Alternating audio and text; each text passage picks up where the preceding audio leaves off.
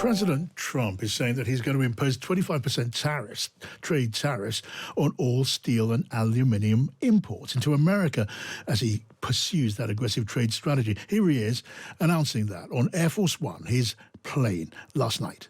I'll be announcing probably Tuesday or Wednesday at a news conference reciprocal tariffs, and very simply, it's if they charge us, we charge them. That's all. When does it go into effect, sir? Almost immediately. But I'll be announcing the details of it, highly detailed, and it'll be great for everybody, including the other countries. But if they are charging us 130% and we're charging them nothing, it's not going to stay that way. Every country will be reciprocal, that's right. Every country. It won't affect everybody because there's some where we have similar tariffs. But the ones that are taking advantage of the United States, we're going to have it's reciprocity, it's reciprocal. We're going to have a reciprocal tariff. But we'll have a news conference Tuesday or Wednesday. Donald Trump there. Well, the director of UK Steel, Gareth Stace, spoke to Dominic O'Connell on The Times at 1. He made the point that it isn't the first time Donald Trump's imposed tariffs on the sector. President Trump introduced 25% tariffs on all steel in 2018. Since then, we in the UK and in Europe and elsewhere have negotiated exemptions from that 25% tariff. So that's what we enjoy at the moment. But what we've seen in the between 2018 and now was an increase in steel prices of the products that we imported into the US of up to 30%. And so therefore, as you're saying, would they just pay the 25% tariff and continue to import those products and therefore make steel for the US economy even more expensive? So it is difficult to understand what the president is doing here, given that he imposed those tariffs and actually then agreed the exemptions that we enjoy at the moment to enable free trade. Gareth Stace of UK Steel. Let me now say hello to Chris Southworth, the Secretary General of the International Chamber of Commerce for the UK. Hello to you, Chris. Good afternoon. Hi. So, look, we now have steel tariffs from Donald Trump today. We've got more coming, I think, on wider tariffs later in the week. Is British business, your members, Chris, are they on tenterhooks now? Well, look, the first thing to say is that tariffs help no one. They're a tax effectively on the poorest and the smallest company who feel the price of increasing costs the most. I think what's important about this is not so much the steel industry. Obviously, there are impacts to that. It's more actually the bigger message is everybody is now in the frame. Whether we're allies, friends or foes, G7, G20, NATO, everybody is now in the frame for tariffs from the UK, from the US, and it's a completely non-discriminatory approach that will absolutely damage the reputation of the US. Yeah, and importantly, it's a critical moment for the global community now to come together, pull together, and respond collectively together and not retaliate too hard in whatever countries individually or from a regional bloc point of view do in terms of their response.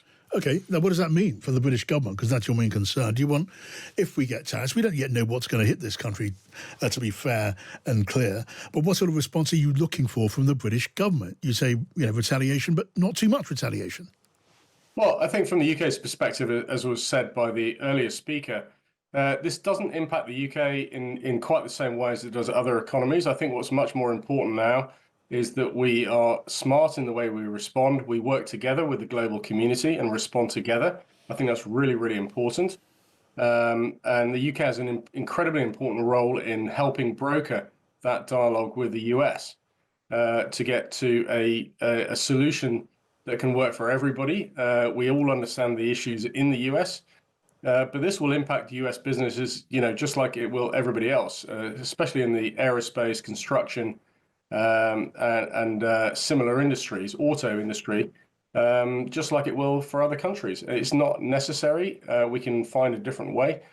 The way through this is through dialogue and negotiation and grown-up conversation. And the UK has an important role to play in that. Right, so just a bit more on that role. I mean, how is it possible for the British government to play a distinctive role, even a leading role, when it comes to nations on this side of the Atlantic? Because our interests and the makeup of our industry is different. Well, the UK plays an incredibly important role in the international community. You know, we're a G7 economy. We're a big ally of the US. We work very well with the US in this particular case. But we have deep relationships with lots of countries around the world, lots of whom will be looking at this with deep concern.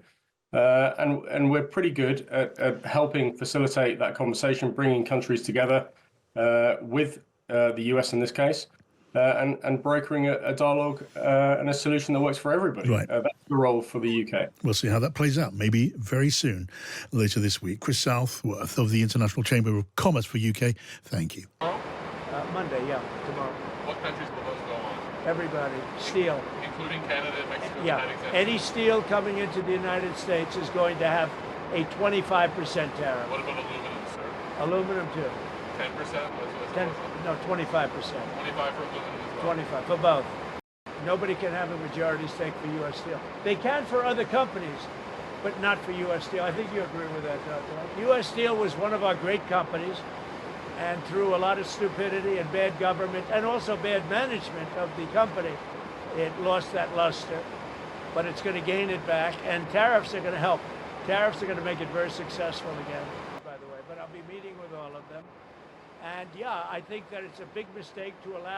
We believe that none of the potential measures outlined by the US administration to date are justified.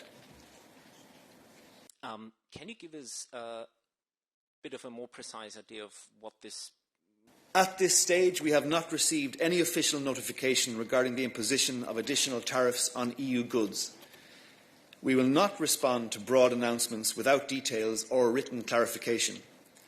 The EU sees no justification for the imposition of tariffs on its exports. We will react to protect the interests of European businesses, workers and consumers from unjustified measures. The imposition of tariffs would be unlawful and economically counterproductive, especially given the deeply integrated production chains the EU and US established through transatlantic trade and investment. Tariffs are essentially taxes. By imposing tariffs, the EU would be taxing its own citizens, raising costs for businesses and fueling inflation. Moreover, tariffs heighten economic uncertainty and disrupt the efficiency and integration of global markets. A follow-up question?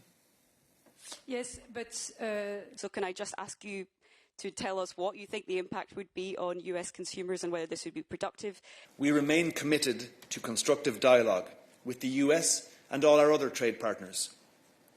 We will always be ready to engage in meaningful discussions to find fair and reciprocal solutions that respect our partnerships and the principles of open trade. Now is the time for collaboration, not confrontation.